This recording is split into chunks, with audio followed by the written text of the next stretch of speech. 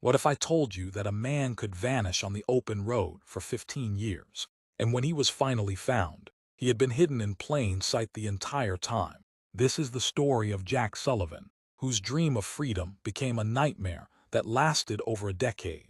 July 12, 1972. 28-year-old Jack Sullivan kicked the engine of his prized 1971 Harley Davidson shovelhead to life in his driveway in Phoenix, Arizona. The chrome gleamed in the desert sun, and the distinctive rumble of the V-twin engine announced his departure to the entire neighborhood. Jack was everything you'd picture in a classic American biker: leather jacket, long hair, and a soul that belonged on the highway. He had planned this cross-country trip for months. His destination was Sturgis, South Dakota, for the legendary motorcycle rally. It was supposed to be the ride of a lifetime, a solo journey across America's heartland. He promised his worried mother he'd call from every major stop, and kissed his younger sister, Jenny, goodbye, telling her he'd bring her back something special from the road. Jack's last confirmed sighting was at a gas station in Flagstaff, Arizona, just 150 miles from home. The attendant remembered him because of his distinctive bike and his friendly demeanor. He bought gas, a Coke, and asked about the best route to avoid the desert heat. Then Jack Sullivan rode into the Arizona wilderness and seemingly vanished from the face of the earth. When he failed to call that evening, his family wasn't immediately worried. Jack was a free spirit who sometimes lost track of time. But when 3 days passed without contact, and he never arrived in Sturgis, they knew something was terribly wrong. Arizona State Police launched an immediate search along Jack's planned route. Helicopters scoured the desert highways looking for any sign of a motorcycle accident. Ground crews checked ravines, abandoned buildings, and remote camping spots. They found nothing: no skid marks, no wreckage, no trace of Jack or his distinctive Harley. The investigation expanded to biker bars, rallies, and motorcycle shops across the Southwest. Detectives showed Jack's photo to hundreds of people, but no one remembered seeing him after that gas station in Flagstaff. His Harley was particularly memorable, a custom paint job with distinctive eagle artwork that made it nearly impossible to miss. Some investigators theorized that Jack had simply decided to disappear. The early 1970s were a time when young people often dropped out of society to find themselves. Maybe Jack had joined a nomadic biker gang or started a new life somewhere. His family fiercely rejected this theory, insisting Jack would never disappear without telling them. Detective Ray Morrison, a young state trooper assigned to the case, became obsessed with Jack's disappearance. Something about the complete absence of evidence bothered him. Motorcycles don't just vanish, especially not bikes as distinctive as Jack's shovelhead. Morrison kept a personal file on the case long after it was officially closed, convinced that Jack hadn't simply ridden away from his old life. Years passed with no answers. Jack's parents aged rapidly under the weight of not knowing. His sister Jenny refused to let his memory fade, posting flyers and writing letters to motorcycle magazines, keeping his story alive in the biker community. By 1980, Jack Sullivan had become something of a legend in Arizona biker circles. Stories circulated about sightings: a man matching his description seen at rallies in California, or working in a garage in Colorado. Each lead was investigated and proved false, but the rumors kept hope alive for his family. Jenny Sullivan, now a grown woman with a family of her own, had never stopped searching for her brother. She organized anniversary rides, distributed flyers at bike rallies, and maintained correspondence with missing persons organizations across the country. She had transformed her grief into a mission. In 1983, a mechanic in Sedona reported a strange encounter. A man had brought an old Harley to his shop for repairs, paying in cash and saying very little. When the mechanic complimented the bike's restoration work, the man became nervous and left quickly. The mechanic later saw Jack's missing person flyer and was convinced it was the same man, but police dismissed the report due to the age of the case.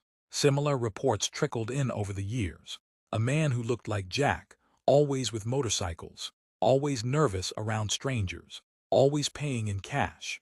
The sightings formed a pattern around remote areas of Arizona and New Mexico, but authorities couldn't connect them to any concrete evidence.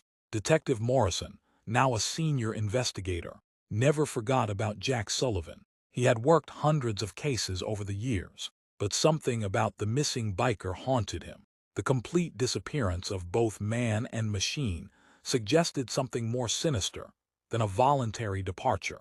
15 years after Jack's disappearance, construction workers breaking ground for a new shopping center outside Tucson made a shocking discovery. Buried under years of desert sand and debris, they found the rusted remains of a motorcycle. When authorities ran the VIN number, they couldn't believe the results. It was Jack Sullivan's missing Harley Davidson. The bike was in terrible condition, but forensic examination revealed crucial evidence. The damage wasn't consistent with a crash. Someone had deliberately dismantled and buried the motorcycle, keeping only the engine and some valuable parts.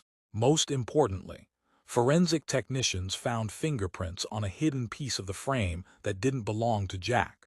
Detective Morrison, now nearing retirement, heard about the discovery and immediately pushed for a new investigation.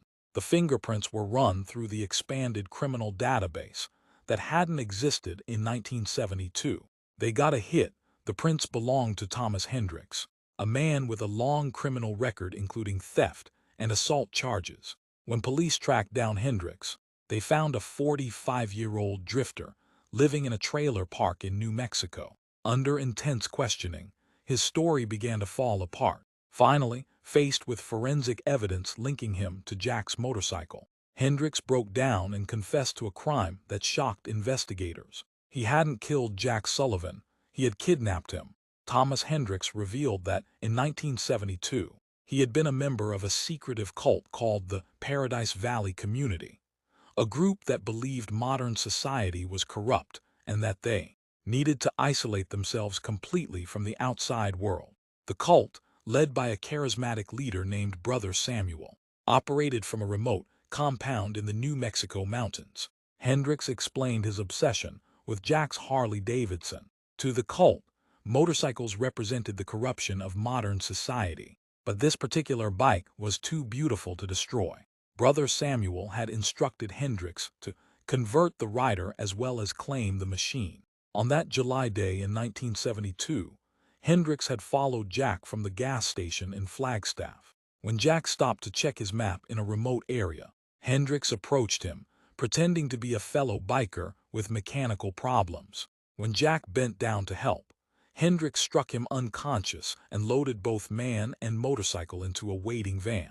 The plan was to bring Jack to the compound, strip him of his worldly identity, and convert him to their way of life. They buried his Harley to eliminate evidence of his past life, keeping only the engine as a trophy for Brother Samuel. What happened next would challenge everything investigators thought they knew about missing persons cases.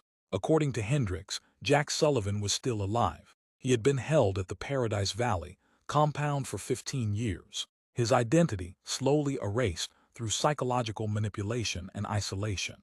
Acting on Hendricks' information, a joint task force of FBI agents and local police raced to the remote New Mexico compound. What they found was a collection of ramshackle buildings, housing about 20 people living in primitive conditions. Most were older adults who had been with the cult for decades. But there was one man who immediately caught their attention. He was in his early 40s, with long gray hair and the weathered skin of someone who had spent years working outdoors. When they showed him Jack Sullivan's photograph from 1972, the resemblance was unmistakable. Despite 15 years of aging and trauma, the man introduced himself as Brother David, claiming he had always lived at the compound. But when Detective Morrison spoke Jack's real name aloud, something flickered in the man's eyes. Deep down, beneath years of psychological conditioning, Jack Sullivan was still there. The deprogramming process began immediately. Jack had been told his family was dead, that the outside world had ended in nuclear war, that the compound was the only safe place left on Earth. Brother Samuel had used a combination of isolation, malnutrition, and psychological manipulation to maintain control over his followers. Slowly, with the help of cult deprogramming experts, Jack began to remember his real life. The breakthrough came when investigators showed him photographs of his sister Jenny. The tears that followed were the first genuine emotion he had displayed since being found. The reunion between Jack and his family was both joyous and heartbreaking. His parents, now in their 70s, embraced a son they barely recognized. Jenny, who had never stopped searching, wept as she realized that her brother had been alive all these years, while she mourned him as dead. But Jack Sullivan wasn't the same man who had ridden out of Phoenix in 1972. 15 years of psychological abuse and isolation had fundamentally changed him. He struggled to understand how the world had evolved computers, cell phones, and cultural changes that seemed impossible to comprehend. The legal aftermath was swift. Thomas Hendricks and the surviving members of the cult leadership were arrested and charged with kidnapping, false imprisonment, and a host of other crimes. Brother Samuel had died years earlier, taking many of the cult's secrets with him. Jack's story became a national sensation. News crews camped outside his family's home, and documentary producers offered six-figure sums for exclusive interviews. The story of the biker who vanished for 15 years captivated America, but Jack found the attention overwhelming. Working with therapists who specialized in cult deprogramming, Jack slowly began to reclaim his identity. The process was painful and often frustrating. There were days when he wanted to retreat back to the simple, if controlled, life he had known at the compound. The breakthrough in his recovery came when Jenny surprised him with a restored 1971 Harley Davidson shovelhead, identical to the one he had lost. When Jack heard the engine roar to life for the first time in 15 years, something inside him awakened. The man who had loved the open road was still there, buried but not destroyed. 6 months after his rescue, Jack Sullivan took his first ride as a free man. Jenny rode beside him on her own bike as they traced the route he had planned to take in 1972.